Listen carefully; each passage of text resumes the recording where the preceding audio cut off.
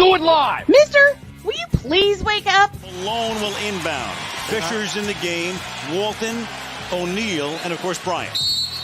And everyone is paying attention to Kobe Bryant. They start with Shaq. He gives it to Walton. Here comes Kobe.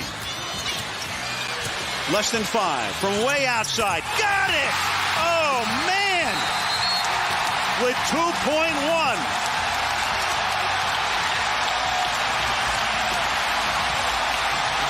This is Snowman in the Morning. Hey, this promises to be fun. Oh, yeah. Can't wait. Are you kidding me? Do you believe it? And we are back once again. That's right. You're inside 120 minutes of just pure hot takes and cold hard facts. Welcome to Snowman in the Morning on Wednesday. I am Cole Johnson, one half of the Snowman in the Morning with the Cole Johnson team. Brian, of course, is convalescing today and for the rest of the week. And it's not just me. No. For the third consecutive day, my man, Wise El Jefe is joining the program. How you doing, sir? What's going on, Cole? Oh, man, I'm doing good. I'm doing wonderful. How you doing? I am blessed. I'm awake, able to do a recorded show, so I'm good. See, look at that. Just basically speaking the same thing I'm speaking, because, yes, I feel blessed, too. And on the way today, yes, baseball is one day away from opening day. Of course, about a month ago, we didn't think that was possibly happening, but now it is true. The NFL draft is 3 weeks from now. The USFL is not this weekend, but next weekend. Did we think we would actually have a USFL 2.0? Interesting. But most of the attention is going to be on the NBA. There were many games that were on tap last night. Many. I mean, I could think of the Spurs and the Nuggets. They that had playoff ramifications, and of course the Nuggets came away 116-97 losers.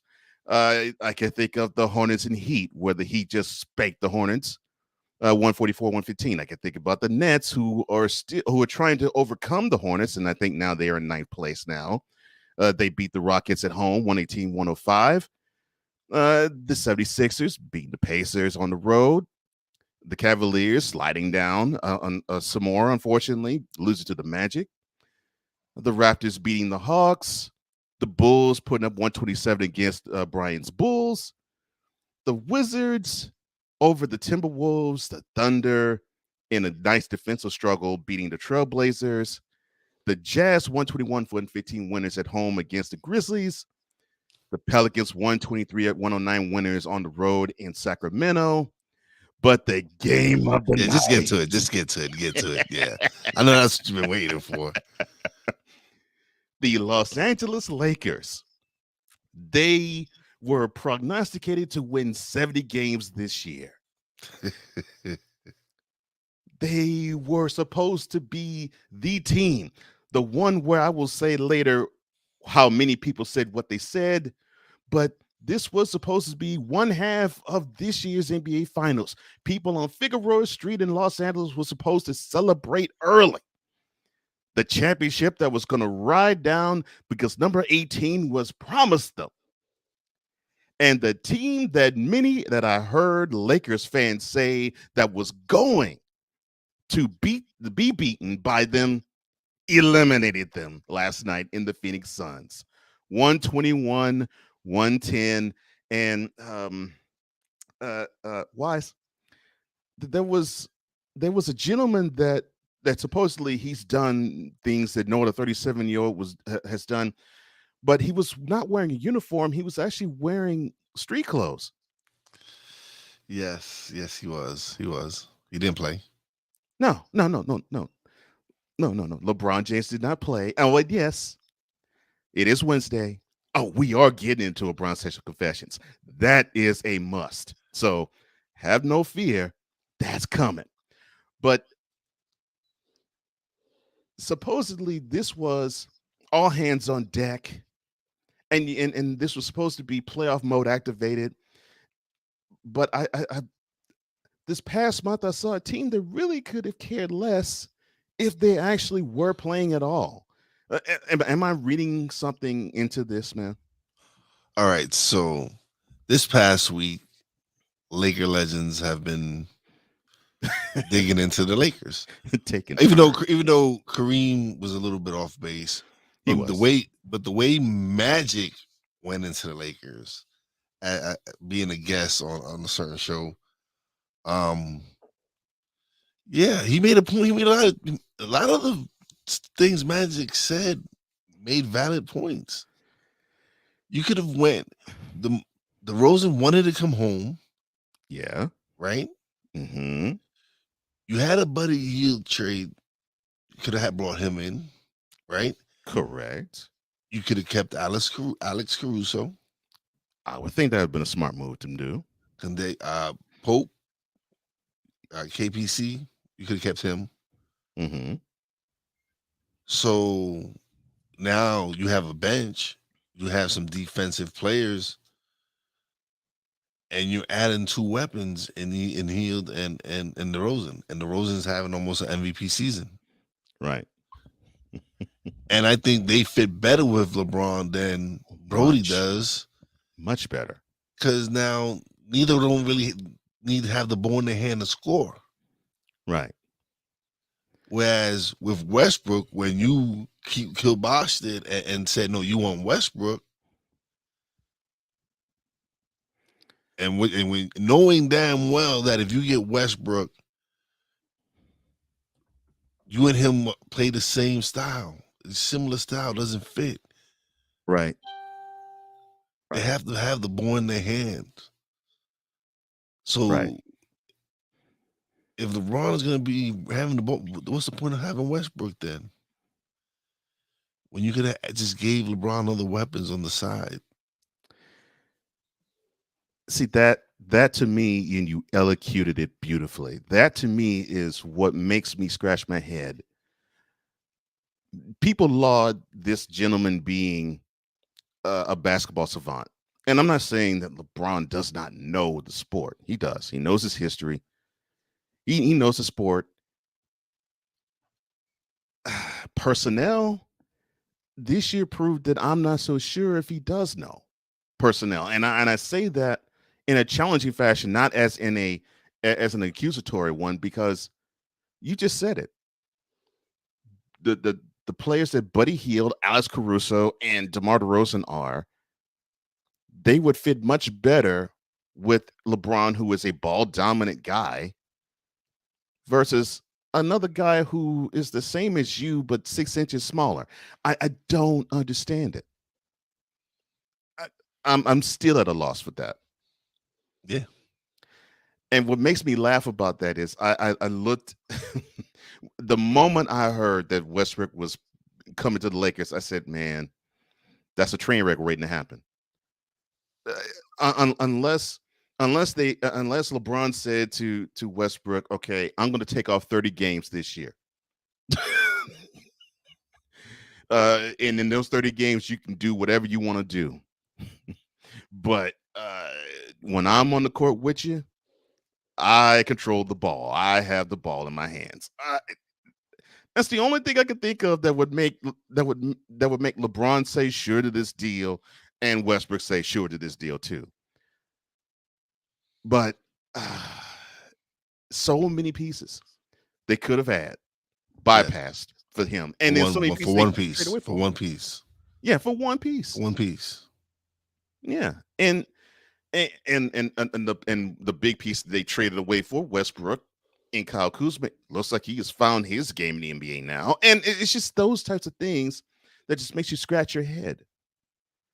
It's like, man, LeBron, when it comes to personnel, is short on patience and long on anyone who actually wants to play with him in terms of like rec league style or summer league style. But in terms of a crew, nah. So it was wonderful to see him dap it up with Chris Paul at the end of the game, knowing that the Lakers, the next meaningful game they have to play, will be 6 months from now. I love it. I love it. Now, as a Knicks fan, that I think you have very little love for the Lakers. What do you think, sir? I don't dislike the Lakers as a franchise. Same. I don't either. As a franchise, Mhm. it's just that they didn't. Okay, so Shaq, yes, he came from the Magic, but he Right. was still young Right. and still finding himself. Mhm. They grew Kobe. Magic, they grew Magic. Yes, they got Kareem from the Bucks, but Right. Kareem played a lot of years in a Laker uniform and won Mhm. titles. Right. Wilt, yes, he won a title with the Warriors, came to the Lakers, won a title, but Wilt is Wilt. So let's just leave that at that. Agreed. LeBron comes, yes, he wins the title, but you don't really feel like he's a Laker. I don't. I'm just saying, it's just, does he really, does he feel to you like Kobe? Or like when you think of the Lakers, are you really going to think of LeBron? No, you're going to really think more of Kobe, Magic, Kareem, Worthy, Shaq. Right. You're not really going to think of LeBron as a Laker. Right. And and I'm glad you dovetailed that and segued me a little bit into what I wanted to talk about. This notion that now people were, because LeBron was on this tear of going to a scoring title, and he having games that no other 37-year-old has ever had, and all this type of junk. I was hearing a lot of people say and ask questions such as, is LeBron James an all-time great Laker? And I'm saying to myself, you can't ask that question. This dude That- spent That's 11 that's years in on another team. that's a disrespect to players like Worthy, Yeah, players like Kareem, players like Byron Scott, players who've bled for the Lakers. right. Even Kurt Rambis. Yes, even Kurt Rambis. No question. You don't think of Kurt Rambis from another team. You think of Kurt Rambis with the Lakers. Right. So, okay, yeah, he's a Laker, but I don't think he's a Laker. I don't. Again, I don't see when I see LeBron. First thing I think of are the Cavs. I don't Yes. even think of the Lakers, and then maybe Miami, Right. but not so much Miami because Miami had already Right. established with D Wade and Shaq You're and won the title. you're So exactly correct. That's exactly how I think of him. It's like he played 11 years for Cavaliers. This guy to me is a Cavalier. He is not. I mean, he had a cup of coffee in Miami, and he's having a cup of coffee in LA. No, because then he went back home and won a title. Like he went back Yeah. home and won a title. Mm-hmm. So he's always going to be because in basketball it's not like baseball where in past you would go with a certain team, you would go with your team. Right. So you don't go with your jersey, you don't go with you just go you're a Hall of Famer. But in baseball, you would go with whatever team represented you. Right. Like whatever team you played for, whatever team you decided to. And so when you think of when LeBron goes into the Hall of Fame, you're not going to be thinking all-time great Laker. No, Right. at least No. I'm not. And I definitely am not. And that is not a shot against him. That's not a slight against him. It's like exactly what you said. It is a disrespect to those who were longtime Lakers, those who actually put their blood, their sweat, their tears, and their effort into building the franchise, the George Mikens of the world, the Jerry Wests of the world, the Gail Goodriches of the world, the Elgin Baylors of the world. And we don't even have to talk about Kareem, who, yeah, he spent most of his career as a Laker, or Magic, or Byron Scott, or Michael Cooper. We don't even have to talk about Nick Van Exel or Eddie Jones. Eddie Jones. There's players that you would always when you think of Eddie Jones, you think of him as a Laker. Right. Nick Van Exel, you think of him as a Laker. Right. There's certain players you just Nick Van Exel. Well, yeah, he played for the Lakers, even though he played for other teams. You remember when he played for the Lakers. Right. LeBron, you might remember, whatever, but and plus it was a bubble, so I don't really like that title. Is kind of There's many people who seem to not like the bubble championship and seem to want to place an asterisk beside it. Whatever. I'm just, to me it's in the bubble. It wasn't. I will throw more salt to it's the bubble championship. When LeBron had the nerve to actually say, I think this was sometime last year. Oh yeah, when he complained, yes. Quote, the two toughest championships ever won in the history of the NBA was 2016 and 2020. Close quote. Okay, so the floor is yours. Because he it was funny because he had bitched about the playing game, like right. But when it benefited him, the very next year, no, the first year before that, the year before, it had benefited him, and when it didn't benefit him, he was bitching about it. Mm-hmm. So you go into this bubble championship because it was like. No, it was bubble. It was a bubble championship. It was to me.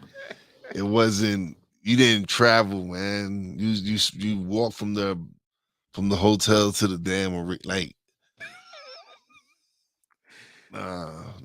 Okay, so I will be fair. All right. So of course the con to it is they didn't get a chance to be with their family, and they didn't get a chance to have family there until later on in the bubble.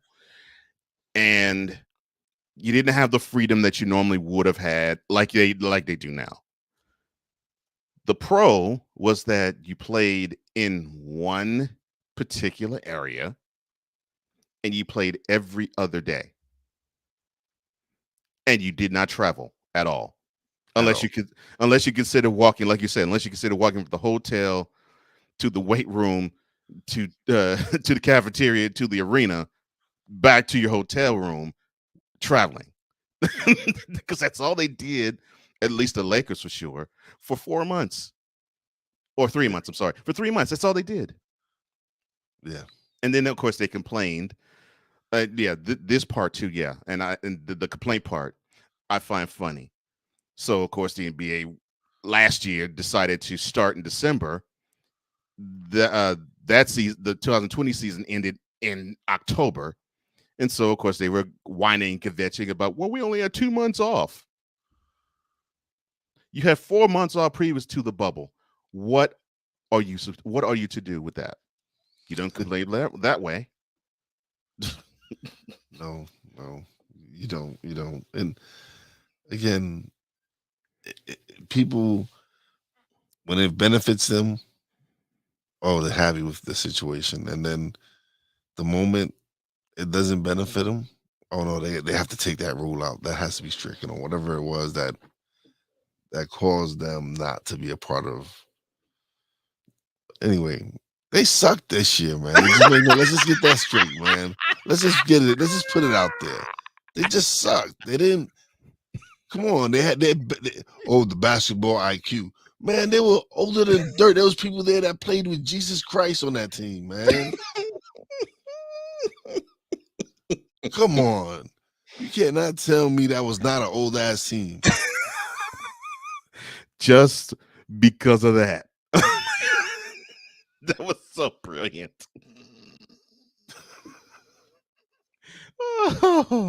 Oh, good Lord. Just because of that. And I'm so glad you mentioned that. So LeBron, way back in August, when everything was laid out, he said, can you talk about my squad, our personal ages, the way he plays? He'd say it's injured, we're past our time in the league, et cetera, et cetera, et cetera. please do me one favor, and I mean please. Keep that same narrative energy when it begins. That's all I ask. Hashtag thank you, King emoji. What with what begins? What he was saying, a dynasty or something? What was it gonna begin? I guess. Oh Of course, man. that was a tweet that he put forth back in August that he took down 1 week later. But here we are 8 months later, and no, we're not keeping the same energy. We're ratcheting it up. Listen, And I agree. You're old, you're slow, you couldn't shoot, you had no chemistry, and you decided to cape for a guy who plays just like you. hold on, listen. And I love my man Melo. Oh, I love Melo too. I love him. But please, he didn't play defense when he was young. What do you think? He My played defense when he man, was in Syracuse. what do you think, my man? Yeah, like he didn't play defense. Melo has never been known to play defense. Never. And he's not the same offensive weapon he was in his Denver and Knicks days. Right. Oh my gosh. And you thought that was gonna be a big Right. Oh man. Yes. I'm with you. I'm like Martin Lawrence would say, we're here with that. We're here. PS3 Network says good morning. And Ben, I say good morning to you too, sir. Good morning. I love that. That energy is here. Yeah, that's right, baby. That energy is here, Ben, because in my estimation, here's the guy who has played 18 years before this year. He should have looked at that team. He should have seen that there were some pieces that were there and some pieces that would make him better, and realized which pieces would be the ones that make him better and the ones that wouldn't. And he decides to wreck the team. And I can't really say it in any other manner. And the reason why I say he wrecked the team, this isn't a pile on LeBron thing. It is when you have, and you mentioned Melo. Thank you for mentioning Melo Wise. You had Melo say, quote, "You the GM," close quote, in reference to LeBron. I mean, not Rob Pelinka, not Ginny Bus. That was toward LeBron. No, listen. Listen. Again, we discussed it earlier. You had listen. The trade-off. This is the trade-off. DeMar DeRozan, Alex Caruso, Buddy Hield, and Pope, Conservatives Pope, whatever. Mm-hmm. And this is the other part. Now you get Westbrook. These four quality players with an all-star in there with DeRozan. And Hield just is an awesome scorer. Yes, that's what he's born to do. For Brody, who just again plays the same position LeBron plays, but he's on, like you said, 6 inches shorter. Yeah, he's just a mini LeBron. Mm-hmm. So I guess that's what LeBron wanted. He wanted his little son next to him or something. That's just me. I don't. You might be right, but I mean, we haven't coached in the NBA, but we could see that wouldn't work. I was at this guy who's now played the league almost 2 decades, and that's just an NBA. We're not even talking about the time before he got into the NBA. How could he not see that? Oh, yeah, this guy plays the same style as me, unless he's going to commit to be a 6-man and play mostly on the ball when I'm not on the court. How does he know that would not work? Yeah, that's why I'm perplexed. I'm right there with you, brother. I'm right there with you. Believe me. I'm like I said, when the trade happened, I'm like, what are you doing? Like, why? It's like, didn't y'all realize it didn't work with him and Harden? Right. And they only played in Houston 1 year. 1 year. 1 year. 1 year. Sick, good morning, sir. Morning, Sick. What's going on?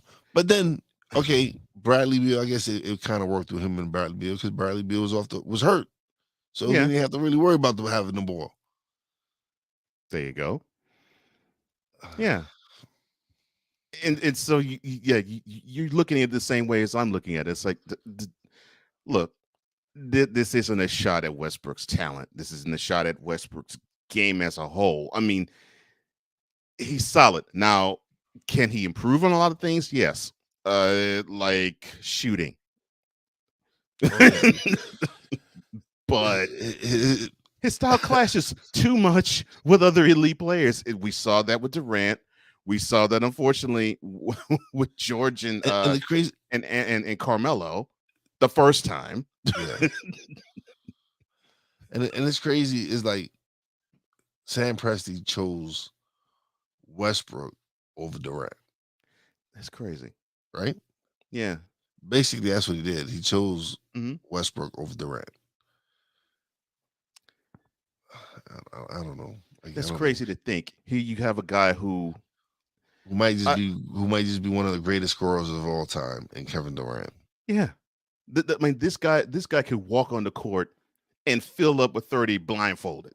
Yeah, but you don't take you don't accept him into the fold as your franchise player. You accept this guy who basically, to me, tried to fashion his game after Derrick Rose before he got injured, where he was explosive with the ball. But Derrick Rose can shoot. Thank you. That's the difference. There's a difference. Derrick Rose can shoot. Brody's never been known to shoot. But he's athletic as hell. Yes. He's athletic as hell. And he can take it to the hole. But Brody's never really had a jump shot. No. So oh my gosh, I'm just loving life right now. I'm beaming so hard. I hate to do this off camera, but we do have to take a small break because I really want to dive deeper into this because we ain't done. LeBron said keep the same energy. Oh, we gonna keep the same energy all day. Guaranteed. You like what this show does? You like the show's takes and all that? Support the show at patreon.com/SIT Morning. And when we get back, Anthony Davis, brother, what's up with you? Just man to man, what's up with you? Back after this.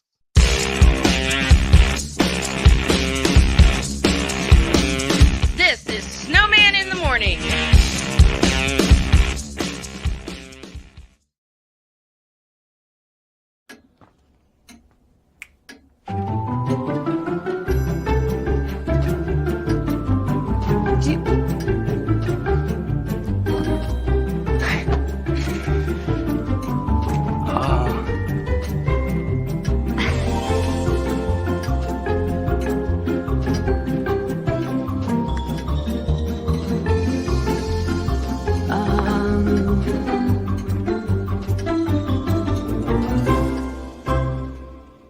Listen, you're my friend. I noticed you haven't really been yourself recently. Yeah, I feel like something's up. How are you? Are you okay? Is there anything you want to talk about? I just want to know how you're feeling. And listen, even if you don't know what to say, I'm here to talk. No matter what you're going through, I just want you to know I'm here. I've got your back. When you want to talk, I'm here.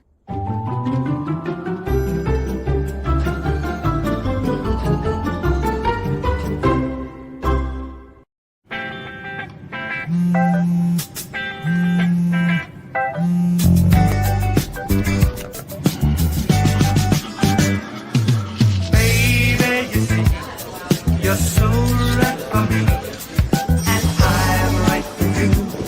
I love the things you do, like sweet tasting wine. Your lips are so divine. Your loving turns me on. My lonely days are gone. That's why I'm never gonna let you go. Never gonna let you go, babe. I'm never gonna let you go. No, never gonna let you go.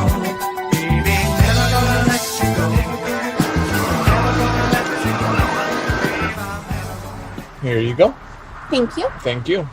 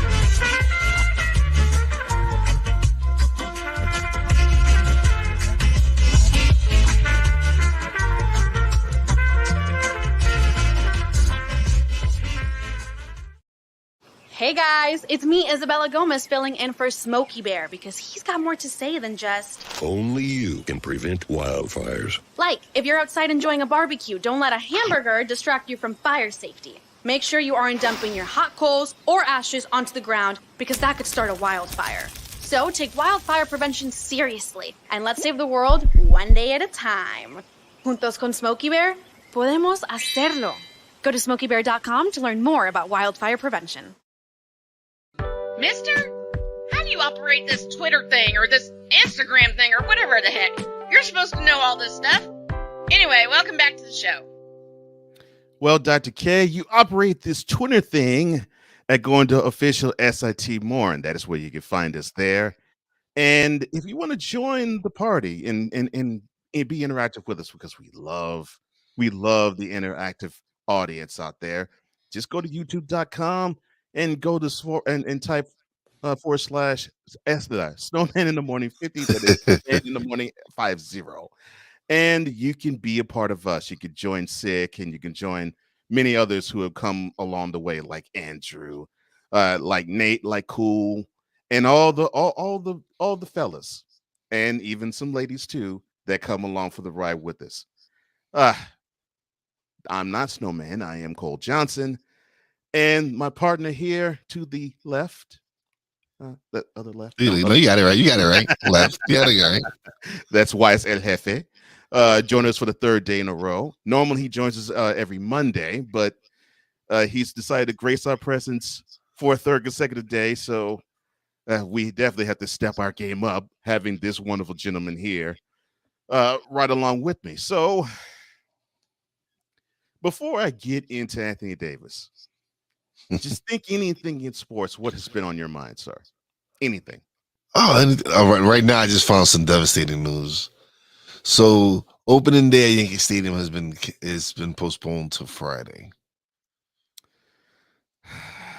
I know, I'm devastated. But it's okay. It's all right. It's still baseball tomorrow. Opening day still tomorrow. That's right. It's good. It's fine. That's right. I can wait another day to. And you know what? It's funny because I don't think Boston or New York are going to be that good. Actually, like they're going to be battling probably for third place. Yeah, and then because Toronto and Tampa Bay are the cream of the crop right now. They're the cream of the AL East. And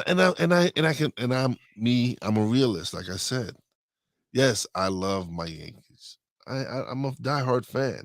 Mm-hmm. But come on, some of y'all need to wake the fuck up. Sorry, I didn't mean to curse. I apologize. I didn't mean to curse. I did not mean to curse, but sometimes y'all can be delusional as fans. I apologize. I didn't mean to curse. That's all right. But I can understand that. I think when I actually hopped behind the mic, I understood how at times I was thinking in a delusional sense. I was like, man, so you mean to tell me I was thinking more as a fan? I was thinking with my heart, not with my head with this situation. Because being an Astros fan myself, I would probably have taken the 2019 defeat to the Nationals much, much more devastatingly than I did. But, it's like, okay, I understand. Better team won. I understand why the better team won and how they did. So I can understand it when I look at the team and say, were they really the better team? It was in that 7-game stretch. Yeah, they were. Because if you think about, yes, they had Scherzer, they had Strasburg, and they had was Corbin on that team. But anyway, but they had just lost Harper to free agency, right? Yes, they had Rendon. They had Zimmerman. Mm-hmm. Soto came up big. Mm-hmm. I can't forget that man. That man is the future of baseball. Yeah, he is a beast. But were they really the better team? That Houston team was pretty good. They were. That's the thing. And yes, I did put the mic hat down and put the fan hat on, and I was at work bragging when the Astros went a 3-2 and swept the Nationals in Nationals Park. I was like, One more game, baby. One more game, and the second World Series in 3 years is coming to Houston. Yeah. And my coworkers could not stand me. I was loving it. Then 3 days later, my coworkers were giving me the business. Oh, they were giving me the business. It really felt like I was mourning because of the trash talking that I did 3 days before to set up my coworkers just giving me all sorts of blues. I can imagine. Oh my gosh. Six says, I like to see James Harden put his beard on the line and bet that he'll shave it off if the Sixers don't make it to the Eastern Conference Finals. I doubt that he has the grapefruits to do so.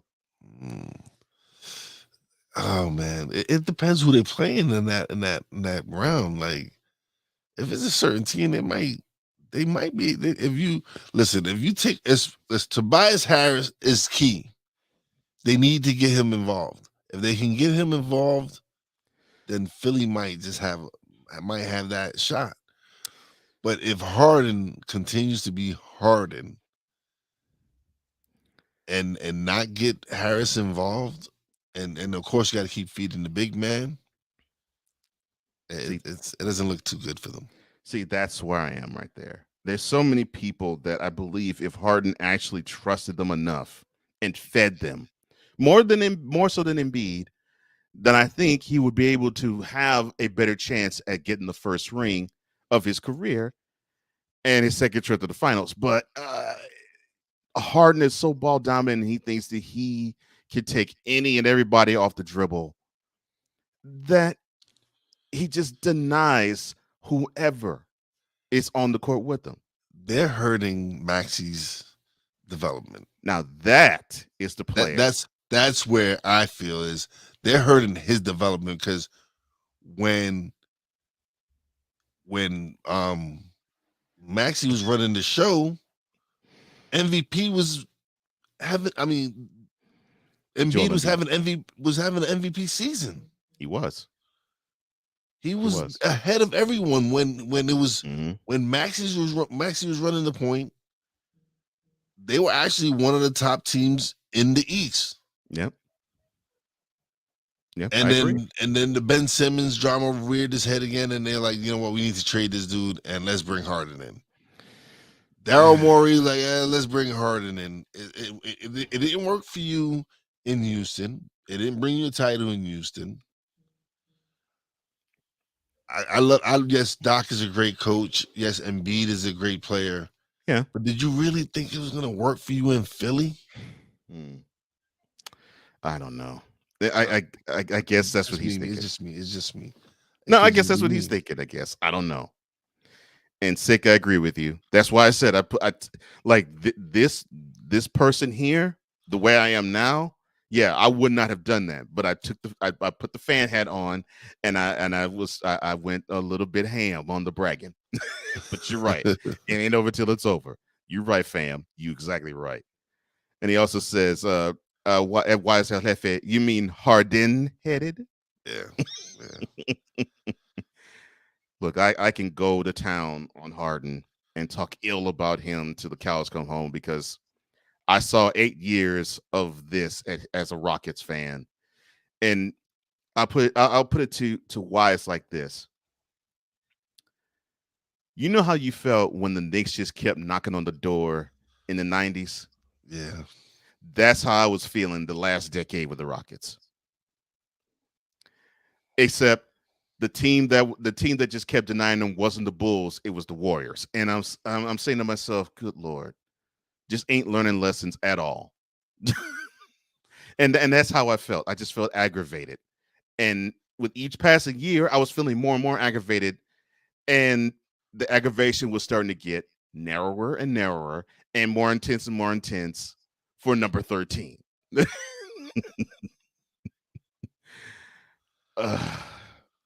And now he's someone else's problem, so I'm happy.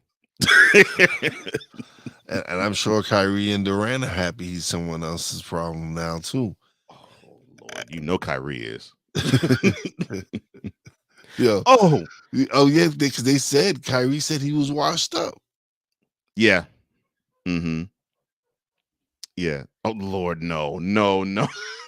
Sick. I love you, Sick. At Cool Sports, I've been there when I was younger.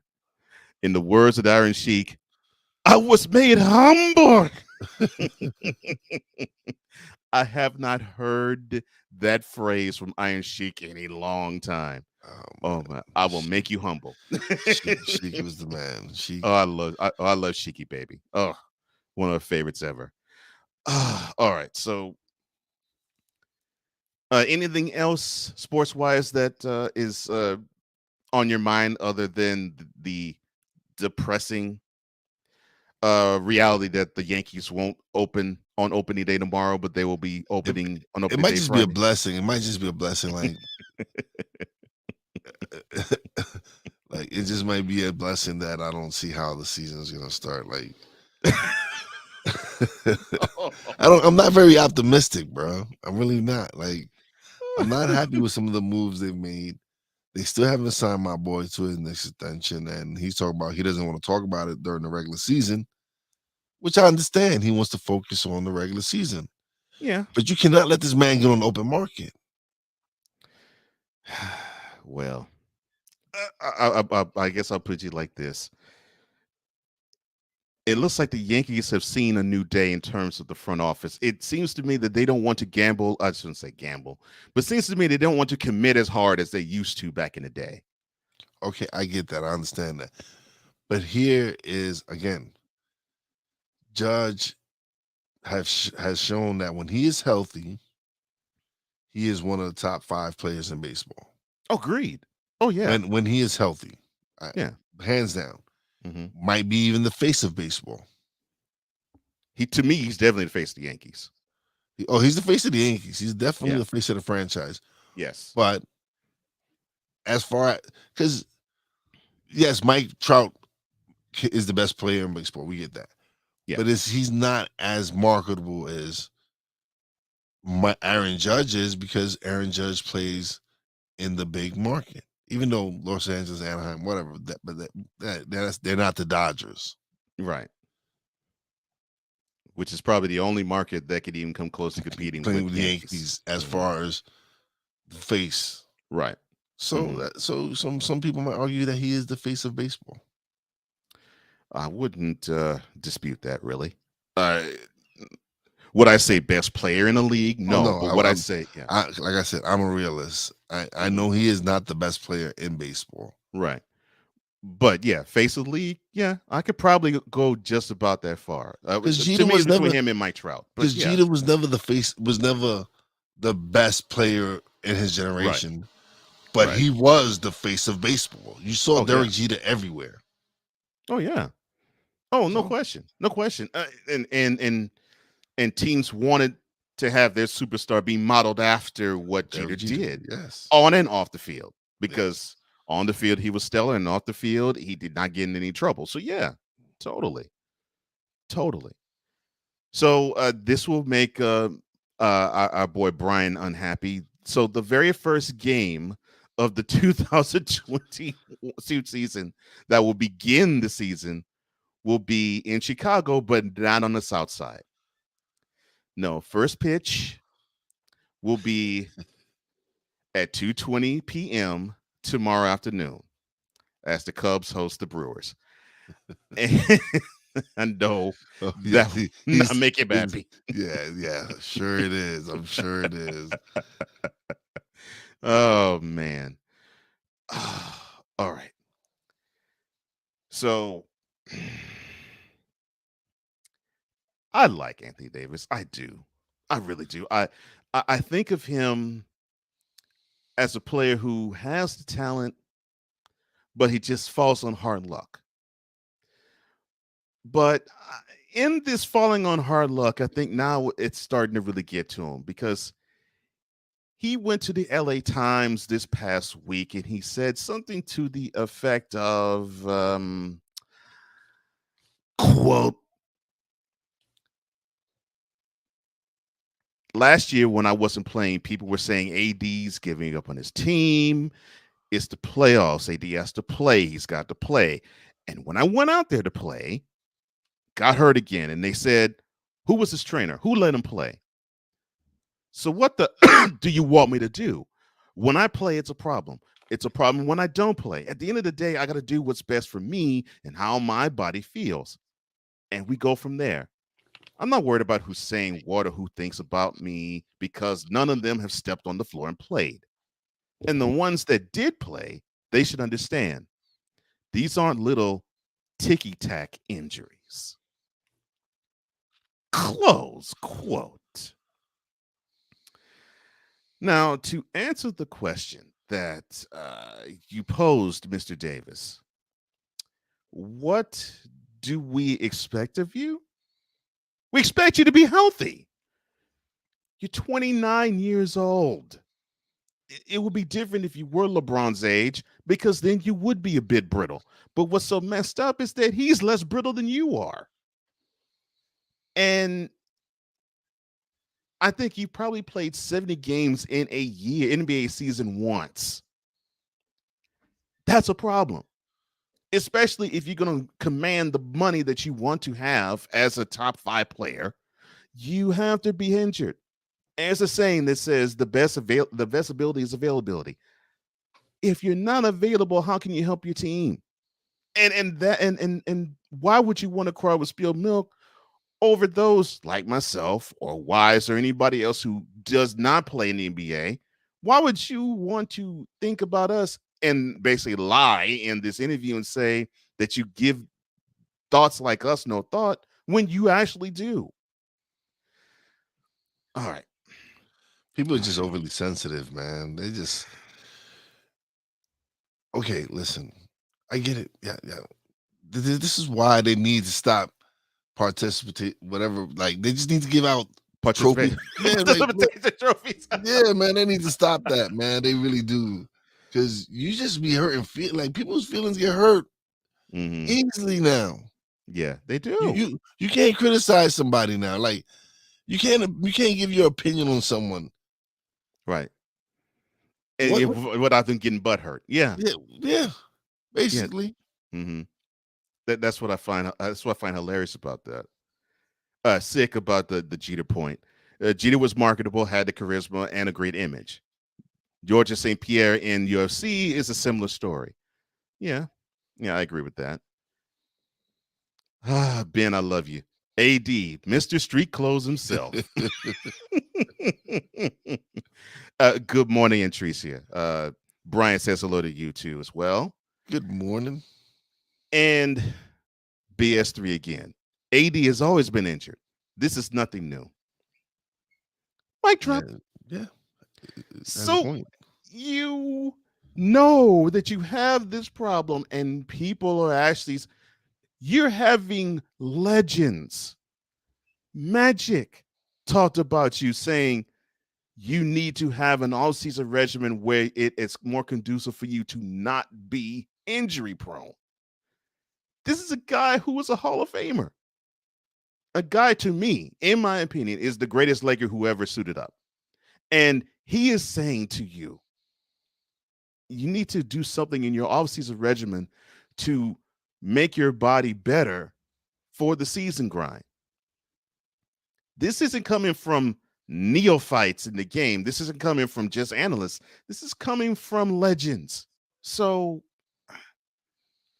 if our 2, or in my case 4, eyes can see that you are injury prone and that you play 3-4 games and then all of a sudden you clutch an ankle or you clutch a knee or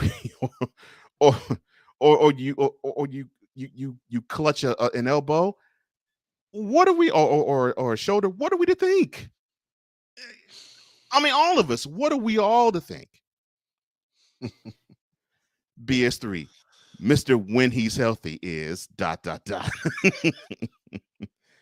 Thank you, Tricia. Yeah.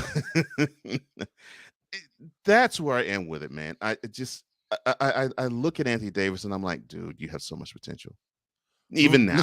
Listen, no one has doubted his talent. No one has ever doubted his talent. Yeah.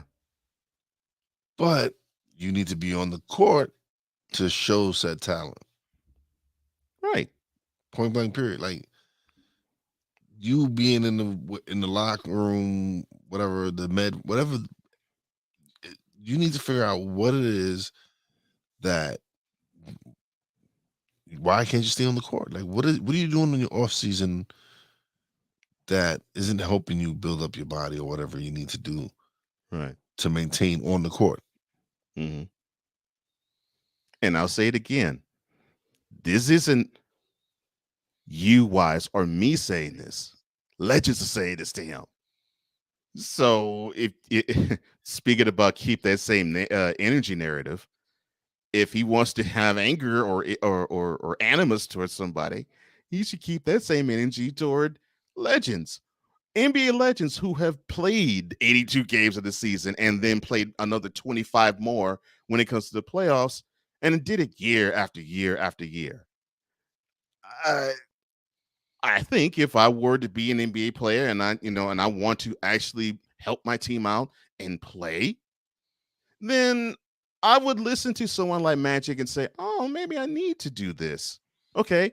And then ask him, "So your off-season regimen, what did you do?" Yeah, just something of that nature. Just something. But no, he's good as is. But okay. That's fine with me. 6 says, "I'll admit that I had participation trophies from playing Little League sports. However, my father and coaches taught me to strive for excellence. I'm glad I'm an ex-alien." Or the late 70s, early 80s baby. Or an exennial. Oh, man. Ben again, he needs to do something. What he's doing now isn't working. Exactly, bro. Exactly. And Trisha, he's missing that dog. Tell him, girl, tell him. Yes, he is missing that dog. I agree with you. There's a difference, she says, between being hurt and injury, and he hasn't figured that out yet. Yeah. Keep dropping them nuggets, everybody. Yes, 100%, Trisha. Yes, 100. And 6 says, the problem with a lot of these 90s born millennials and younger, they aren't being taught how to overcome struggle. Where are the mentors? The question is, who can get in their ear? And here is the answer to your question. They're at the age now where they don't think they need a mentor. And I think that's the problem, because they think they have all the answers. You know, they're like Kanye on Sway. You don't have all the answers, Sway. That's how they are with us. But the problem is, even us at our age, we seek out mentors for things that we don't know. Right. Because I'm still seeking out mentors, and I was born in the 70s. Mm-hmm. So here. I don't understand. I don't get it. It's like, why not learn from us? Like learn from our mistakes. Let us guide you through what the issues that we had, and not fight us, not resist. We're not. I understand that. I get it. Some of them are advanced. Believe me, some of these kids are geniuses. Like, yeah, some of these kids have been invested in the stock market, and I didn't know anything. Like, the only thing we did growing up was play the stock game and in school, where we bought like penny stocks, and so we didn't really know. They didn't teach us. But some of these kids are advanced. They know they invest in NFTs and all these other things, and they make millions quickly. Yeah. So then, and I give them some, but they still need some guidance, man. They're like, yeah, they do. Just like we did when we were their age. Yes. No question. And thank you, Sick. You're on point. These kids show allowed to learn the hard way. Unfortunately, man, that's the route they want to take, and it's unfortunate. I don't want to see them bump their heads on the table, or bump their, in Anthony Davis's case, bump his body on the deck, because hey, listen. So sometimes some of us growing up, we stuck the fork in the socket. This just happened. These are things, and I don't want no kid to get electrocuted. I'm just joking, but sometimes things like growing up when we fell and got hurt, we got dirt on it and we scraped it off and we went and continue to play. Yeah. It's like now little Jimmy falls, you got to pick him up, take him to the hospital, and like, and it's all just to put a Band-Aid on a burn, not a burn, but like a scrape, yeah. like a scrape. Trisha says wiser, but definitely weaker. 100% again. Yes, ma'am. You're right on the money. You're right on the money. Man, just keep that coming. Keep it coming. I love these. You know what it is? I You know what love it is, though, Cole? What's like up? we're the last real generation of where we played outside. We actually played outside. We are. Like, yeah, we were the kids that we started with the Nintendo generation, and that's us too. Yes. Yeah. And the Atari and all that. Yes, that's us too. But Mm-hmm. but for the most part, our parents made sure, you know, you can only play like half an hour and then but your butt needs to go outside. I need a break from you. like you need to go outside and go play with your friends or something. Don't you got some friends? Like these kids now just stay on these tablets and these phones for hours. Oh my. Yeah, it's amazing how when you look at life through their lenses now, that it's like, wow. And I asked this question with many sports takes too. Did we think like this when we were younger? Or did I think like this when I was younger? And almost every time I come to the answer of no. Almost every time. And this is definitely one of them. 6 says, I love the fact that I sought mentors and learned from other people's mistakes. You learn foresight that way. Yeah, yes, you do. You do. You do. Definitely. You are in the second hour now of Snowman in the Morning. I'll see you on the other side. That is, if I can get to the other side. Be right back. I can't do it. We'll do it live. Do it live! I'll write it and we'll do it live! Mister, will you please wake up? Garoppolo fires. It is caught. Still on his feet is Kittle with a big play and the stiff arm. George Kittle. Flags fly. He's down to the 30. What a run by George Kittle. Taking on everybody. This is Snowman in the Morning. Hey, this promises to be fun. Oh, yeah. Can't wait. Are you kidding me? Do you believe it? That George Kittle play is for my man, Brian Snow. Welcome to the second hour of Snowman in the Morning with Cole Johnson. The voice you hear is Cole Johnson. The other person that's to my left is not Brian Snow. No, that is Wise El Jefe, one of the big-time contributors to the show. And Brian thanks you all. He thanks you all for the prayers that you've sent him. He thanks you all for the well wishes. And he thanks you all for the love that you keep sending him, not just here, but even away from here. And he appreciates you. And I, on behalf of him, appreciate you too. Thank you so much, Trisha. We appreciate you. Thank you. Thank you. Thank you for the support. Definitely. Thank you for the support. And 6 says, I miss playing outside. We play basketball on the court or soccer on the open field. Man. Ooh. I can't remember how many times that I played that. And baseball on the diamond, because I did toss the ball often with my father. I played baseball on the hard top in New York City is different. It was concrete. A little black top, yeah. Played on concrete, yeah. Yeah, we did. I played some street. Well, we had some parks. We had some parks but it was, for the most part, in the schoolyards, it was more concrete than anything. Yeah. Yeah, totally. 6 says, here's a thought. How many of these younger millennials have played boards by games like chess or checkers or cards? That's a good question, man. That's a good question. A nice game of dominoes. Oh, I haven't played Bones in a minute. Yeah, exactly. Let's see, what day is it? Oh, yes, it's Wednesday. That's right. It's Wednesday. I played George Kittle to make my man Brian happy. This is going to make him even happier because I got some takes to get off my chest. Let's get started.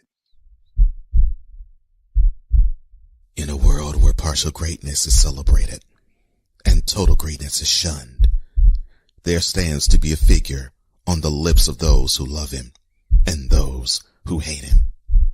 The inane comparisons to Michael Jordan and Kobe Bryant continue and has existed since 2003. There is no end in sight, for the battle between those who unconditionally love and unconditionally hate him wages on. These are their stories.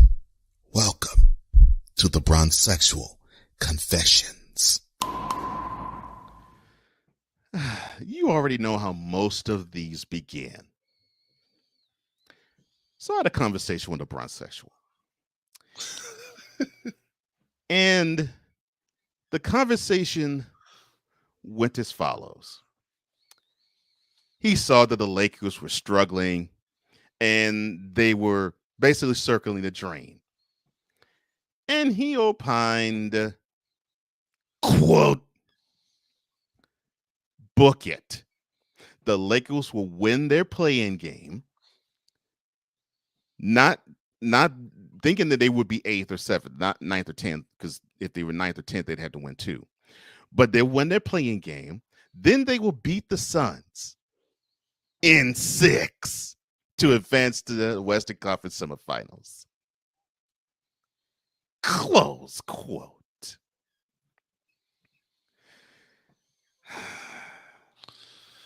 Don't quit your day job, buddy. Do not quit your day job, because actually you're no good at making predictions.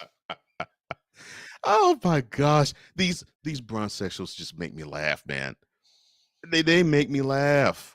I don't understand how they can look at a certain figure and think all of a sudden stuff will just magically appear. And if I hear another Bronzexual give me the have we ever seen anything from a 37-year-old like this take? All right, so hold on. First of all, times has changed from when other players played. Now there's an advancement in equipment. It is advancement in workout regimens.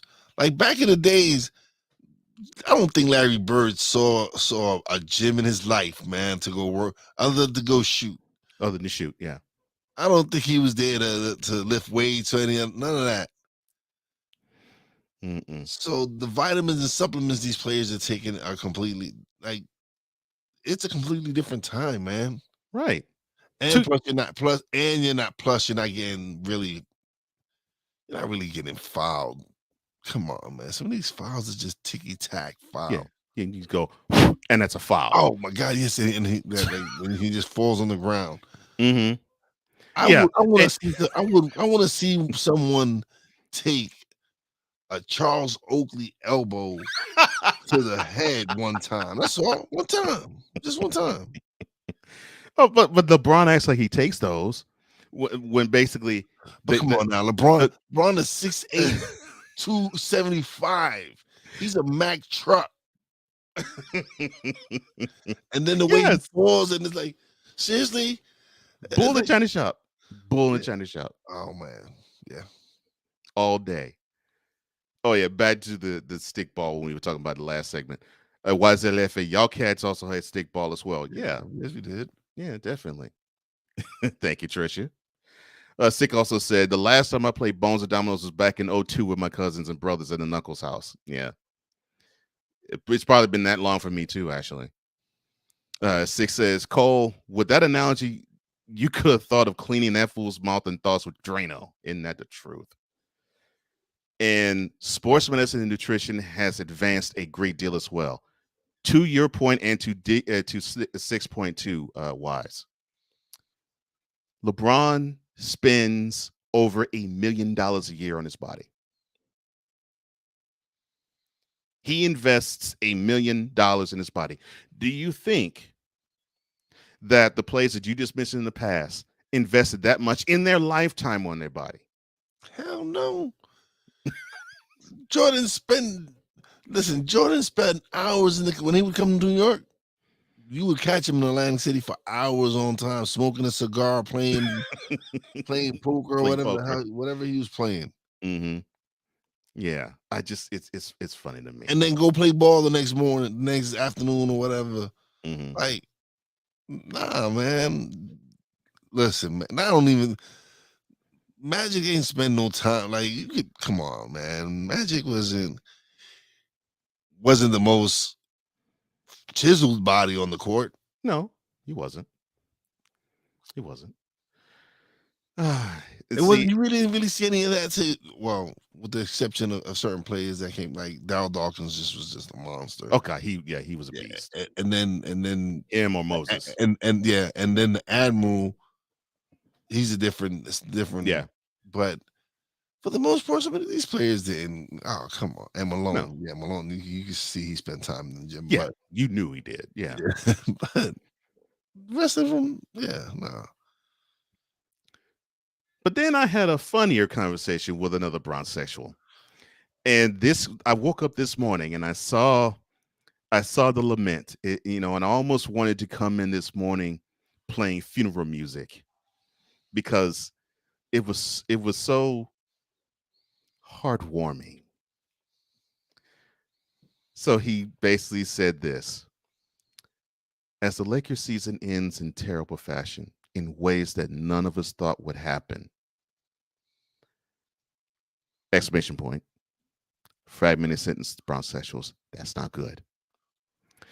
A huge part of me gets to take a huge breath of relief that it's finally over. And I'm excited to see what changes they will make next year. But for now, y'all can roast TF, and you know what TF means, out of me and my Lakers on this post that I saw in one of the sports rooms on Facebook. Take your best shot. And below it was a picture of Jay-Z standing in front of the church, and he's getting shot up and wet up in the video 99 Problems. All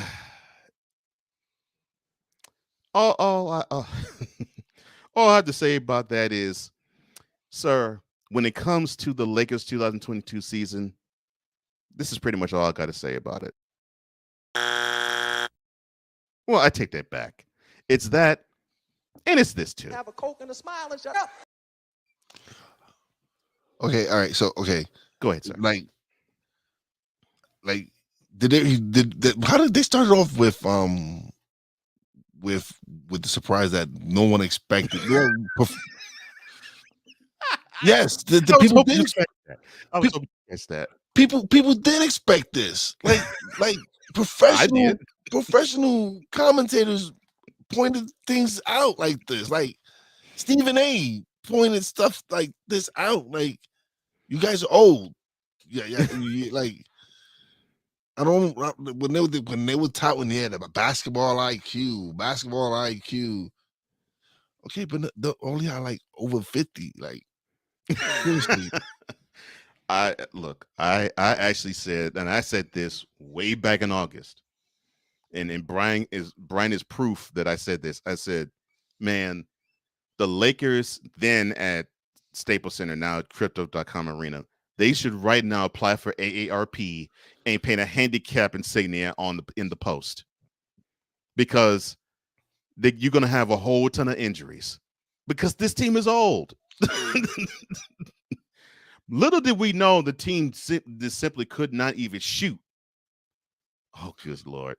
One of my favorite pictures is Tupac looking like the age of like 60. And he's wearing the red bandana and look at his normal self, but he's like age of 60. On top of the picture, it says, if Westbrook was the shooter. Oh, yeah. Yeah, definitely. I'm like, he would have aged. Cool. He would have got to live to 60, that more older, but right. Mm-hmm. Oh my gosh. But that's never been Westbrook's game though. Like, no. I don't this is what I don't understand. Like, what do y'all thought he was gonna come to LA and miraculously be able to shoot? That's what I want to know. That right there. Come home and drink the water and then he was gonna develop a jump shot? Yeah. Like miraculously, he Is this just what you come thought? home. Yeah, and it was just gonna rain jump shots all day. Yeah. All of a sudden, he'll stop being Westbrook and turn into Stephen Curry overnight. Yeah, overnight. Yeah, I'm coming home. I'm coming. Yeah. You should coming home to throw up more bricks. Yeah. 6 says, quote, "When a kid get 1 year old, I believe you have the right to hit him in the throat or the stomach." Close quote. And that's a quote from Bernie Mac. Love that. Thank you, Sick. He also said, a lot of people forgot that athletes in the 90s put in the work. Jordan, Pippen, Rodman, Malone, etc. Karl Malone. They all put in the work in the gym. Yeah. Let's not forget the cardio these guys put in back in the 90s. Rodman was insane on the treadmill. Dude, Rodman would be running on the treadmill in the middle of games. If he wasn't on the bench, he actually would be either if they were able to put it on the sideline or if they or back in their dressing room. The dude would be running the treadmill and would run on the treadmill after the games were over. Yeah, he was insane. If you look at it, it's mostly the players from like the 80s, like Ewing. You know, Ewing wasn't seeing the gym. No. but then when you get into the 90s, that's when you really started seeing players like Zoe coming to the league. Larry Johnson, who you could tell. Yeah. Karl Malone. Well, he's also from the 80s, but you could tell these players in the 90s, these are the ones that really, Kobe Bryant, these are the players that really started getting into taking care of their bodies, knowing that off seasons I need to do this to maintain myself. And yeah, you can tell that's why the game started evolving when these players started developing these things. Well, it's funny you say that. Jordan started lifting weights in 90 because he wanted to find a way to combat the physicality that the Pistons was giving him year after year. And it made him stronger, and it made him more durable, and it made him tougher. And yeah, he got it handed to him that year, but the next year, it looked like to me it started to work. Yeah. 6 says, I heard of sports intelligence, but this team is an example of sports dementia. It's this team an example? That is a good one. That is definitely a good one. That's a wonderful one. Oh my gosh, I'm enjoying seeing the takes that I've seen. You know, the takes like Kendrick Perkins calling this Lakers team the biggest disappointment and failure in NBA history, when 8 months ago he said that this team was going to win 70, was on board saying the team was going to win 70 and win the chip because they had 6 Hall of Famers on the squad. And then he would put his carry on as the I said what I said type of ending to the statement.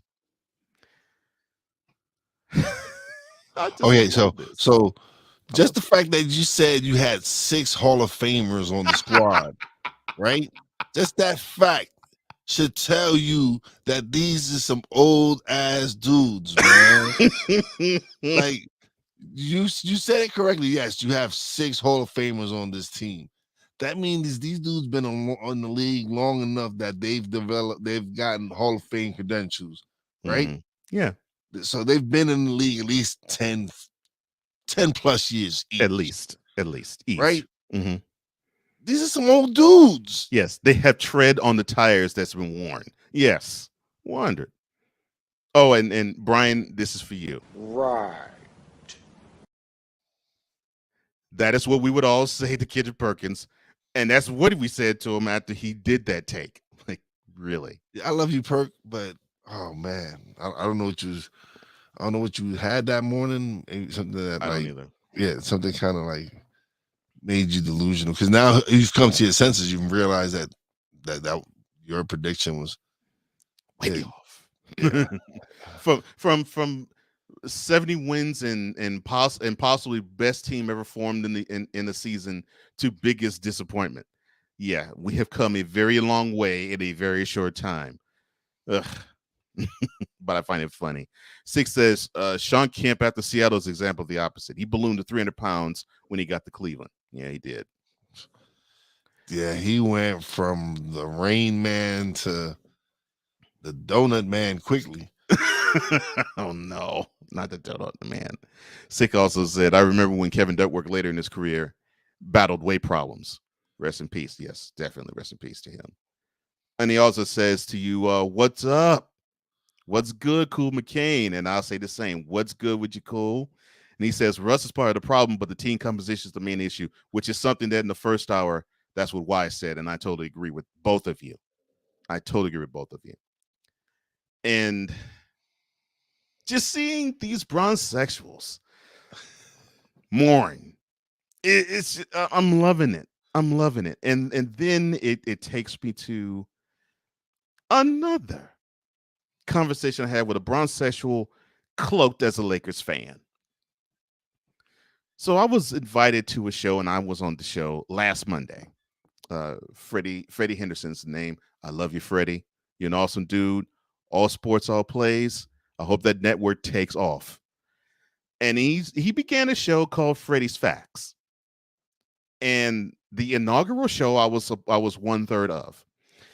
And he said that he had faith, and I basically said to take to you earlier. He had faith that he was going to win the play-in game and then get to the first round and beat the Suns in 6. What I did not say to you was afterwards he said, and I got to do this right. Quote, Cole, I invite you to come back on the show when the Lakers beat the Suns and go advance to the conference semifinals. I want you to be on the show. I'm not going to say nothing, but I want you to eat humble pie. Oh, no, we need to have him on the show Monday. Like, we need to have him on the show Monday when I'm here so I can see him and let him know, my good man, you need to eat humble pie now. Because your prediction was wrong. Again, do not quit what you're doing, Freddie. Keep doing the great show that you're doing, but oh my gosh, as far as psychic goes, doesn't work for you, buddy. No, it doesn't. Don't. Close quote. And like I said, this is just good natured ribbon. I love Freddie, but I was like, no, man, it's not happening because basically cocaine is a hell of a drug. And I mean, come on, Freddie. When you had that take, you for real? The only thing that was coming out of my head, really? I mean, no, man, nah. And to all of you cloaked Lakers fans, because bronzexuals, you have poisoned Laker Nation. Now we almost can't tell the difference between a hardcore Lakers fan and a bronzexual because you all claim that you all are Lakers fans, but you wouldn't know who a legend was on the Lakers that came before 2018. But not every, like I said, LeBron hasn't really been embraced by real true diehard Laker fans. Oh, I agree. Yes. Like Laker fans that have their roots really into the Lakers, they really haven't accepted him. Yeah, they haven't. And they still haven't. In fact, I know that. In fact, I actually saw a true Lakers fan.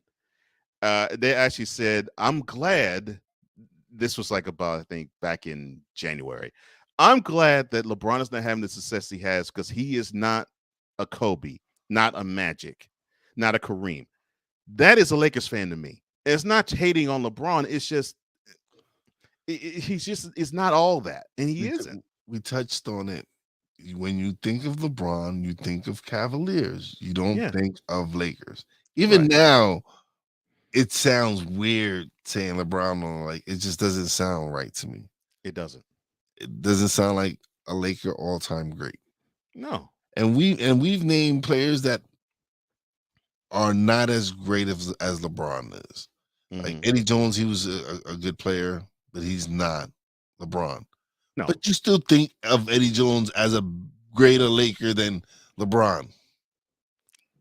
And that's just me, I guess. Yeah. No, that's not just you. It's not just you. It's not just you. Oh, well, let me go and see. Yeah, Cool says chilling at Sig Dicky. Everything is cool. Everything is wonderful. And Brian says hello to you, Cool. Oh man. Six says, Father Time's the ultimate daddy. 6'9" and 250 at 27 years of age isn't the same as it is at 37, 47, etc. One's body goes through changes. Same with one's hairline.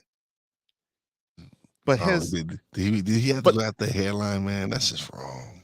But damn, that was funny though, Sig. Yeah, but really, really has the hairline changed with him? Because didn't he look like Delroy Lindo at age 18? Yeah, you knew he was losing it early. You knew he was losing it early. Oh my gosh. So before I conclude this, I had one more conversation with a bronzexual.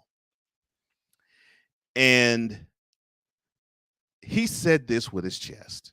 He said that the Lakers only weren't able to get to the playoffs because of injuries. If they were healthy, they would be in the playoffs. But before I get your answer, sir, this is totally dedicated to Brian. Because if he were here, I know he would say the following. Bitch, please. I think he would say something else like this. You're a stupid dumbass. And he most certainly would say, Bitch, are you for real? one of the problems with a team that has age is health.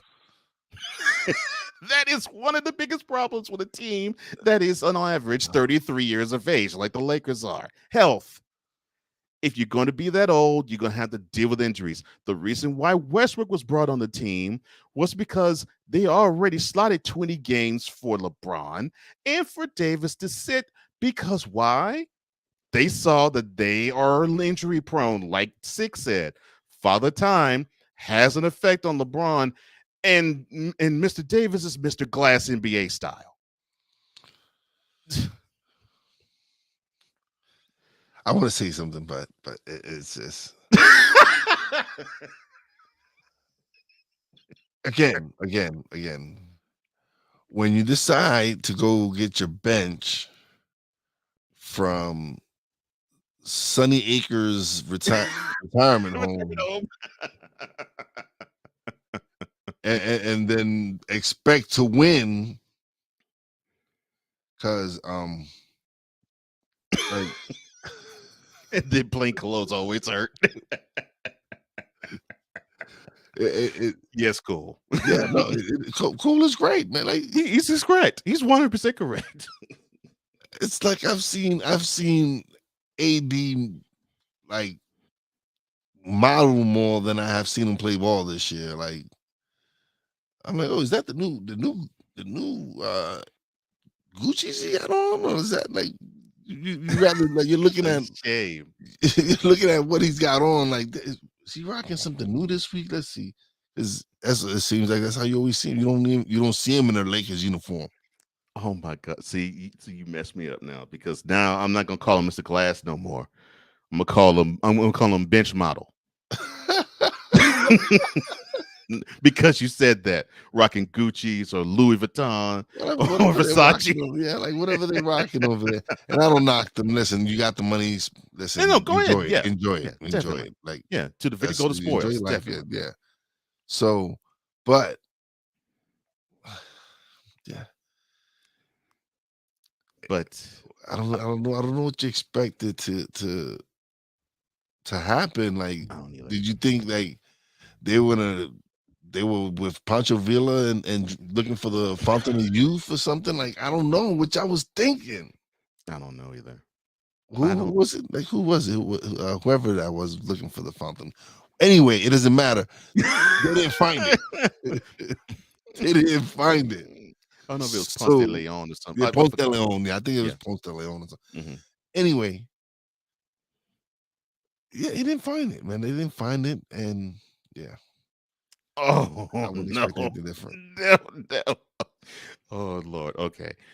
6 says, gentlemen, as bad as a lace front dome piece for men is, my mind darn near exploded when I heard about lace front beards. I can't grow beard and I shave it off. I'm with you on that, Sig. Who had a lace front beard? Was it Carlos Boozer? No, he had a lace front head. No, not lace front head. He put kiwi on his head. Oh, who had a lace front beard? That's a good question. And then Cole. He's a part-time player. No. Oh man. Oh Lord, I'm loving you guys. But you know what I'm loving even more than all of you? I'm loving the bronze sexuals because you all now are in an uncomfortable position. The comfortable position is for you to be mouth open, knees to the ground, begging for LeBron to give you his member and joystick. But you all are quiet. The mouth is shut because it is wonderful to see you all mourn. And you know what? To end this segment, Rock, tell them what the bronze sexuals need to do, man. You know your damn role and shut your damn mouth.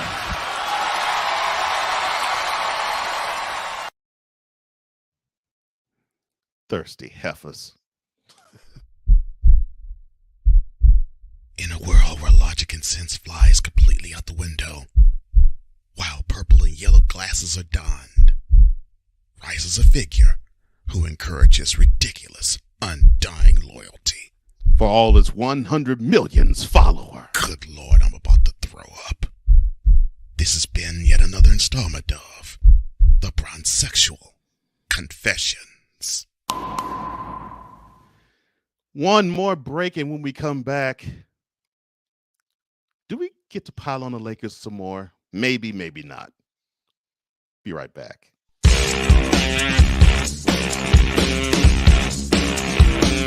This is Snowman in the Morning.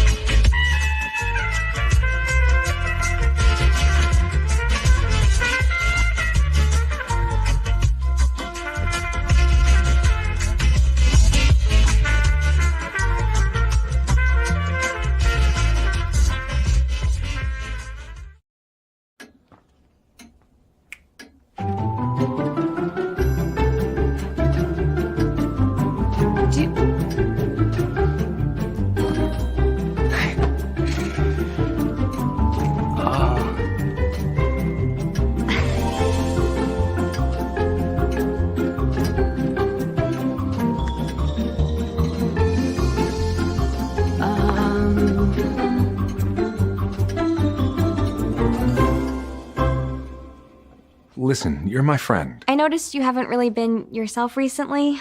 Yeah, I feel like something's up. How are you? Are you okay? Is there anything you want to talk about? I just want to know how you're feeling. And listen, even if you don't know what to say, I'm here to talk. No matter what you're going through, I just want you to know I'm here. I've got your back. When you want to talk, I'm here.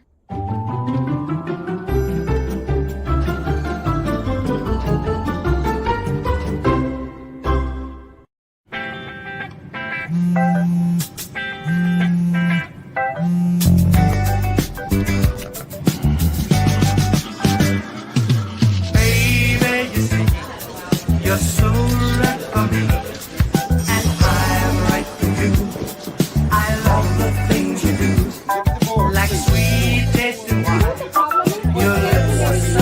mine. Your loving turns me on. My lonely days are gone. That's why I'm never gonna let you go. Never gonna let you go. Babe, I'm never gonna let you go. No, no, never gonna let you go. Baby, never gonna let you go. Never gonna let you go. Babe, I'm never gonna. Here you go. Thank you. Thank you. Never gonna let you go.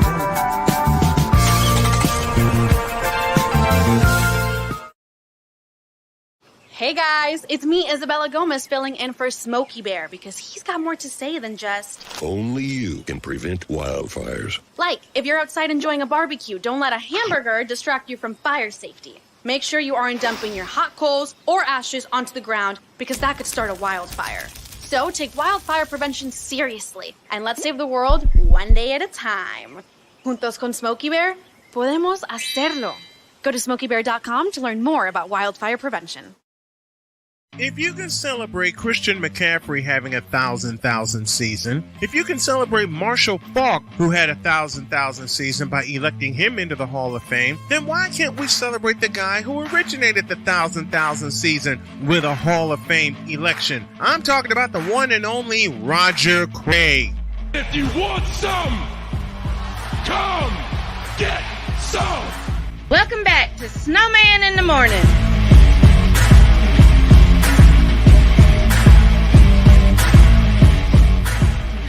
And down the stretch we come on this Wednesday edition of Snowman in the Morning with Cole Johnson. One half of the team is here. The other half is convalescing. And in this place today is Wise El Jefe. Wonderful, wonderful time I'm having with this gentleman. Just getting to learn how he is, learn what he's about. And I found that I've made a fast friend in this journey. So this has been a blessing these last 3 days. Thank you, man. Oh no, I've really enjoyed it, man. I appreciate this opportunity again. It's a Brooklyn kid's dream come true, so I'm good. Well, you as a Brooklynite, other Brooklynites should stand up and raise some glasses up for Wise because the dude is something special on that mic. Sick. You something else, man. Carlos Boozer had a magic marker mess on his head. His scalp was black and glossy. He had more candy paint than a lowrider. You right about that. Oh my gosh. And he went on to say big ups to the show for the ads, especially the public awareness of mental health. It means a lot to me. And for those who don't know, and you might not know this, Wise, one of the ways that I actually bonded to Sick was when Brian and I talked about mental health. And Sick was vulnerable enough to mention that struggle that he had with mental health too. And what he has done to pass it forward and to pay it forward. I'm like, man, so this is more than just a sports fan. This is a guy who actually is of quality human being stuff. So when I see Sick, it's more than just a name. You know, that's a brother for life for me. You know, so big up to you, Sick, because yeah, we believe in mental health. And I've often said I don't suffer from it. However, I can empathize from those who do.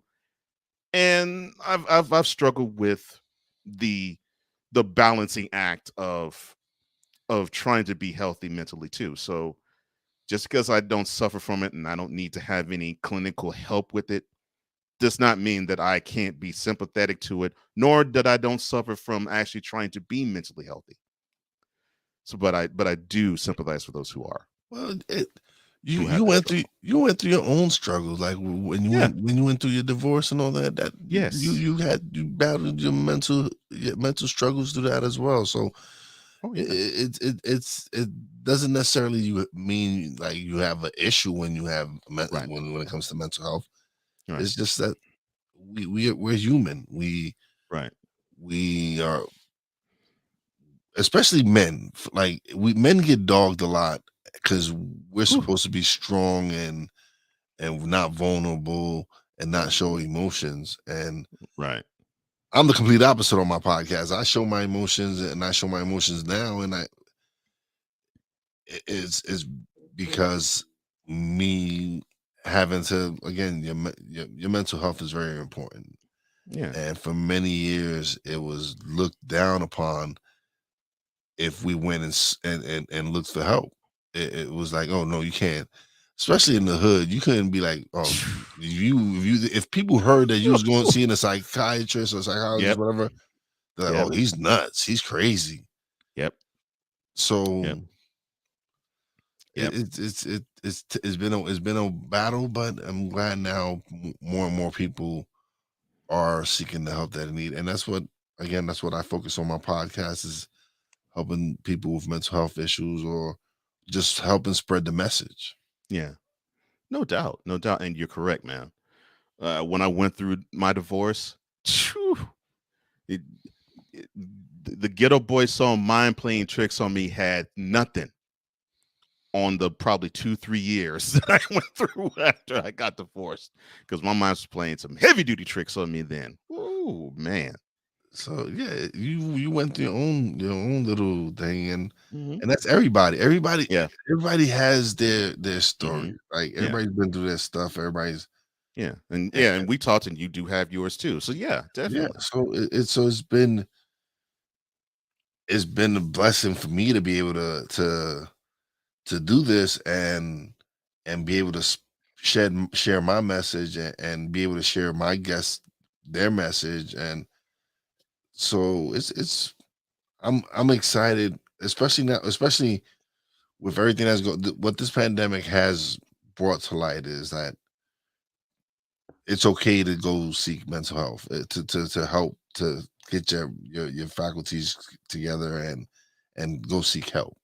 There's nothing wrong with you. There's nothing wrong with you if you go seek help. There's absolutely nothing wrong. Zero. There's nothing wrong with that. Nothing wrong with that. Six said, Snowman in the Morning and I have had a mutual brother in Charles Faulkner Jr. He and I have had many conversations on a broad range of topics, and I got to actually get to meet him. I haven't met him yet, but I get a feeling I'll probably enjoy that brother too. He goes on to say, Cole, I hear you, brother. I also come from a traditional African society. There's a huge stigma on that until recently. Woo, man. Yeah. It's crazy. It's crazy that, and it's like, because I'm similar. I'm opposite too of the take a stiff upper lip approach and grin and bear it. Like, man, sometimes you just have to let it go. You just have to let it free, because because we as a human being, we can only bear but so much. So for me to actually say to somebody, well, toughen up, that's unfair to me to say that. I can't fix my lips to say that. Now, but what I can do, though, since we are talking about mental health, is mention one Benjamin Simmons. Now, he claimed that he did not play for the Sixers due to mental health issues. However, now he is on the Nets, and word came to us yesterday that he is going to sit out for the rest of the year, which is only 4 or 5 days, and the play-in round, which will be another 4 or 5 days there too. So he is slated to actually play for the first time in 2022 in the first round of the playoffs. But before I get your take on this, for that Nets organization, I just have this to say to you. You know that man is not going to see the court for the rest of this year. And for him to hide behind the mental health umbrella, to me, I found it then, and I still find it now, insulting. Because it wasn't a mental health thing with him. It was the fact that here's this guy who failed on one of the biggest stages that you could possibly have as a basketball player, in probably one of the toughest cities if you fail. Listen, and you're talking about a city that hit Santa with snowballs. You're talking about a city that cheered Michael Irvin when he got injured. So Philly can be abusive sometimes, man, and I understand that. But that being said, now you come to Brooklyn, and the media isn't any nicer. Oh, They're no, not it's gonna not. they're not gonna sugarcoat it either. Oh, And the fans in Brooklyn definitely not gonna sugarcoat it. They're gonna let you hear it. yeah. So all right. So yes, you mental health issues. So I can imagine how your mental health issues are gonna be when you do start playing for the Nets and you don't produce. Mm-hmm. And when you actually have to play on the court when you go back to Philadelphia.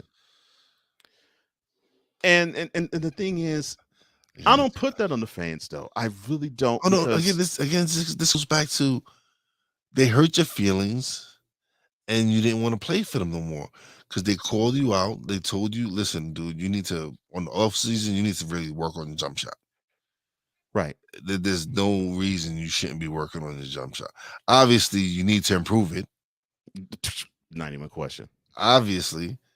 So instead of us having to tell you to work on it on the off season, you should be doing that already. Yeah, you're professional. That is what you getting get paid. You're getting paid for this. You get So paid you to telling me in the off season you can't be, yo, babe, I can't chill right now. I gotta shoot 200 jump shots or whatever it is. I don't care whatever it is you need to do to improve. Hire a coach, whatever. Right. Right. 6 says, Cole, as bad as the divorce was, I'm sure you're glad to no longer have those shackles on. That huge weight off your shoulders. 100% correct, man. Yes. No question about that. And then you hit me exactly where I am going with this. Unless he had a legit diagnosis, it's still a cop-out. Now, I'm not sure if the diagnosis is legit. However, if it walks like a duck and talks like a duck and moves like a duck, it's not a mongoose. So you decide to not even set foot on the court after you have one of the worst for an elite player, and I put that in quotes, one of the worst performances in terms of clutch play in recent memory. And your feelings are hurt because the coach doesn't have faith in you. The team seems to not have faith in you. And the city's fan base saw that you basically did not want to have any parts to do with basketball. And it's not as if it was like you shot like Kyrie Irving, and you shot 32 balls, but you bricked about 24 of them. They could accept that because it's effort. The last 4 games that you played in the fourth quarter, you didn't put up a shot. Not didn't make a shot, you didn't put up one. That doesn't speak to mental health to me. That speaks of fear. And fear of you getting fouled, fear of you shrinking in the moment, but it's fear in one way, shape, form, or fashion. And you haven't set foot on the court since, and unless you've been to sit on the bench, and now we're on month number 10. What are we to think?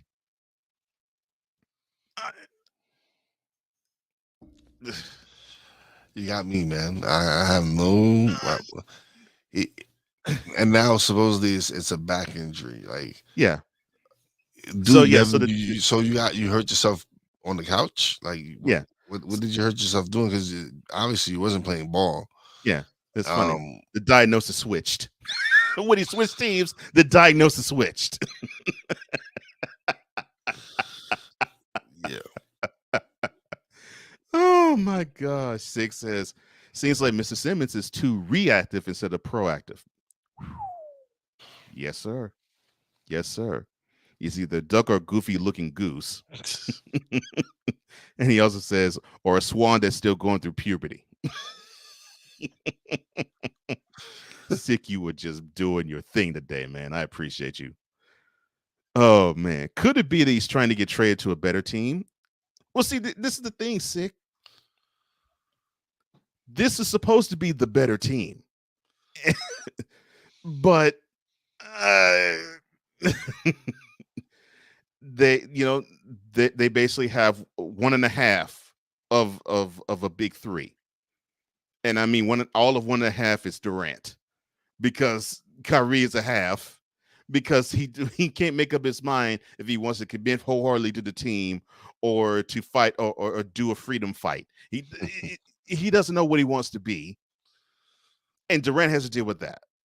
And now Durant has to deal with Simmons himself, who claims that he is physically unable to play, and he didn't have back issues before.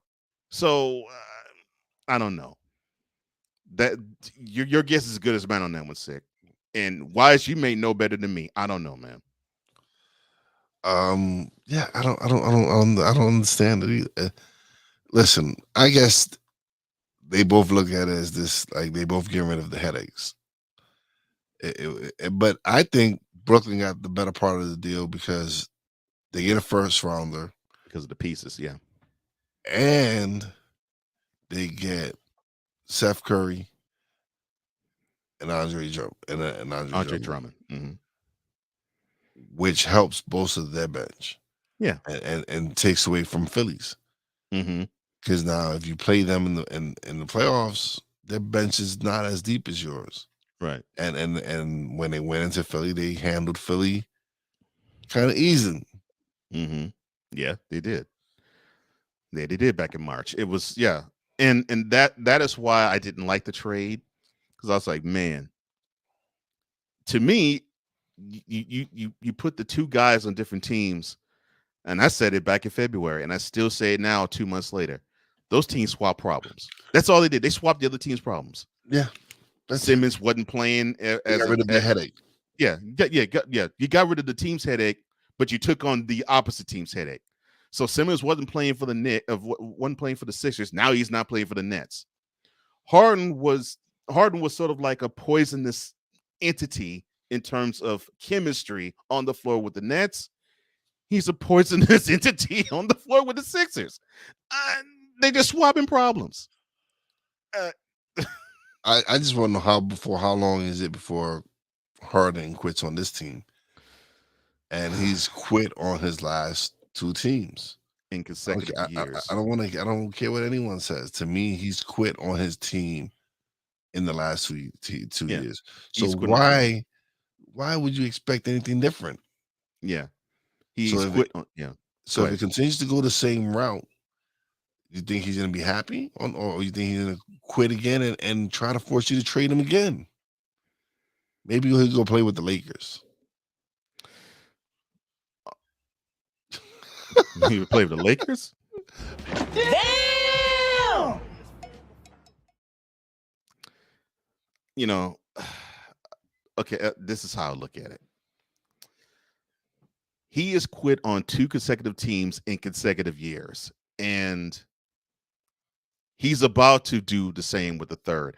And I'm saying it from the standpoint of I really don't want him to do it, because Joel Embiid deserves much better. And to saddle him with your problems, and this guy really is hungry for a chip. He's hungry to prove that he is one of the top 5 players in the league, and he wants to prove it every single time he's on the floor. And he has improved his game to the point where he now can be considered that. And it's not if he can do this, if he can do that. Anthony Davis. Here is a perfect public service announcement for you. You want to know a player who had injury issues, who couldn't stay on the court, and worked his way to now being able to be dependable enough to where he can stay on the court, and he's in his prime now? Look no further than Joel Embiid. We have seen someone who had those injury issues and built his body up to be stronger to withstand an regular NBA season. It's been done. It's being done now. That is what they're asking of you. Unfortunately, with Embiid, now he has to make concessions to a guy who wants to hog the ball. Yeah. Yeah. And I've said it then, and I'll continue to say it. This is what Embiid should have done. And I mean on the court. So being a Rockets fan, I remember seeing this as vividly as yesterday. This is 1994. This is Sam Cassell's rookie season. And so the Rockets are coming off of a timeout. Akeem Olajuwon asks the referee for the ball. So the referee gives him the ball. And then he calls Sam over to him. Sam, and of course, Sam was just eating things up like a sponge. So he walked to Akeem. And then Akeem pointed at the ball, waited for Sam to shake his head. Then Akeem pointed to himself and waited for Sam to shake his head. And then you actually saw him mouth when he pointed between the ball and himself, "Give me the ball." That is what Embiid should have done to Harden. Like, you see this? This is the ball. You see this? This is me. Give me the ball. Yeah. It's like, as much as you want to have that ball in your hand, I need that ball down low. Yeah. And it's not even a selfish thing. The team is better when he cooks. Because he's also a great passer. That's so what makes it. That's what makes it great. It opens up the floor. Yep. And even though you got rid of your best shooter, yeah, bye Seth Curry. Yes. Yeah. Now you have to rely on the beard to shoot threes, and they're not falling like they were falling in Houston. No, and they were hit and miss much of the time there too. Yeah. Six says Doc Rivers should have Harden stay on the bench and have someone on the staff keep an eye on that beard. Oh my gosh. So I'm looking at these two teams, both the Sixers and the Nets, and I'm like, man, I actually feel for Durant of the Nets and Embiid of the Sixers, because they're dealing with stuff they shouldn't have to deal with. You know, absolutely right. Both these guys want to lift their respective teams to, at worst, go deep in the playoffs. Yes. But they have to deal with other stuff, somewhat off the court, somewhat on the court, but it shouldn't have to, but the issue shouldn't have to be dealt with on the court. And it's messing with their play. Like, you have Durant having to score 55 points and the team still loses. Yes. That's a problem. Oh, and then on top of that, not only does he score 55 and the team loses, he scored 55. He wasn't the one who took the most shots in the game. That was Kyrie. I don't know. But the thing is, Kyrie can also go off, like, he's a phenomenal player. And he can, and on any given night, he can come and drop 60 on you. Seriously. No question. No question. And he did that against the Magic. Yes. But, oh man, when you have to look at it, when you're on the floor with Kevin Durant, you just have to understand, you're the reason he's here in Brooklyn. Yes. I understand that. Yes. But then that means you should not be taking that many shots. Like, do what you do, create what you do, drive to the hole, shoot when you have to. But yeah, cut down the shots. See, this is what Kyrie and James Harden, respectively, in their positions need to do. They need to read the room. If it is necessary for them to take those shots because the team is struggling, fine, take those shots. Because some of them might fall, because they need some of them to fall. Yeah. But if you got a player who's cooking, why stop that? Feed him. That means he must be getting the matchup that he wants. If that's the case, feed him. Yep. And that's my issue. Yeah. Kyrie can put 50 up one week and 60 up another week. Yeah. And Harden has put up 50 and 60 in his time in the NBA as well. And where has that gotten them? Not a damn place. Nowhere. Not nowhere. No. All right, yeah, Kyrie has. The only thing is, Kyrie has a title with LeBron in Cleveland. Yeah. Harden has 0 No chips. title. So you can't really you can give Kyrie a little leeway because he has his title, and he played a big part in bringing that title to Cleveland. He did. But Harden, your history shows that obviously you can't do it on your own, and obviously you can't do it with other players of Embiid quality because the ball has to be in your hands. Yeah. And it's not going to work out that way. No, it's not. 6 says, keep on the bench till he gets his act together. I would love to do that. I would love to do that if I was a Doc Rivers shoes. If you had a bench, if you had a bench to substitute him with, all day. Yeah. But who you gonna put in there? Like, yeah, I was gonna say that's the two issues you have. You really don't have a bench, and Harden's commanding that money. And if you thought he was sulking in Houston and in Brooklyn, imagine if he's not. Imagine if he's coming off the bench in Philly, how he's going to treat them.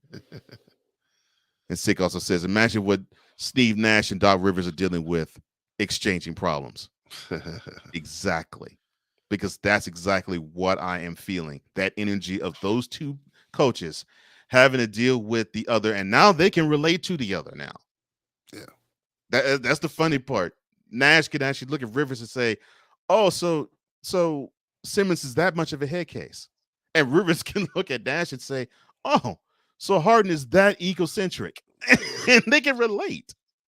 And this is so messed up. Oh, absolutely. My gosh. You know, I could keep going.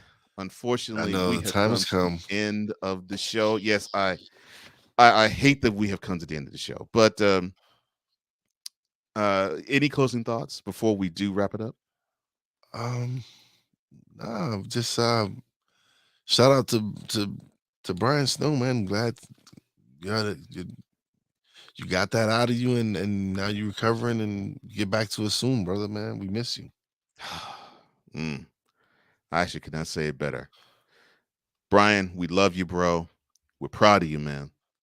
Keep with this battle because you can come back bigger, stronger, and better. And I'm not just talking about Snowman in the Morning with Cole Johnson. I'm talking about in life in general, man. Definitely. Wise, thank you, bro. I appreciate all the love that you've given me these last 3 days. And I'm looking forward now to every Monday when you get to join us at least once a week. Because, this is going to be cool. Yeah, man. Like I said, this is a dream come true for me. So to experience this and do this and interact. Like, again, I get to interact with audience members, man. Like, yeah, it's cool. That's dope to me, man. Yeah, it is, man. To have a following that really listens to you and supports you every day and to interact with them, man. That's the best. Yeah, and they're intelligent in their own right, and that's what I love about them. Sick, thank you, bro. I appreciate it, man. And wonderful comments on your end, man, because you had Trish, Trisha, Cool, yes, and Ben, all you just are dropping gems, man. Thank you, guys. Thank you. I appreciate all of you. I appreciate you. You have a great day too, Sick, and all of you have a great day as well, because that's our time. And as what Brian would say, take care and God bless. And remember, make your next move your best move. And if your dreams don't scare you, they're simply just not big enough. Dream big, do bigger. That's how Wise is doing it. That's how I'm doing it. That's how Brian is doing it. We hope you're doing it too. On behalf of Snowman and on behalf of Wise as well, Cole Johnson, we're out.